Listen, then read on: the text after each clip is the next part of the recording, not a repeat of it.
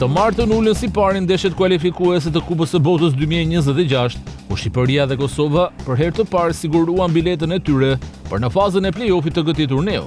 Të dyja shkruan kështu emrin e tyre me gërma të arta në historinë e futbollit, dhe padyshim që ky sukses nuk ka kaluar pa u vënë re edhe nga mediat europiane. Veçanërisht është një lojtar shqiptar si Mario Mitaj, i cili është njëri nga lojtarët e vlerësuar nga faqja SofaScore për paraqitjet e tij me kombëtarën shqiptar gjatë eliminatorëve. Talenti kuqezive u zgjon në formacionin më të mirë të kualifikuesve, duke u vendosur për krah emrave evropian si Kevin De Bruyne i Belgjikës apo dhe Kylian Mbappé i Francës. Për të evidentuar është fakti që mbrojtësi i Shqipërisë ka marrë notën 7.6, pasi ka treguar ndeshje pas ndeshje rëndësinë e tij në formacionin e Silvinjos.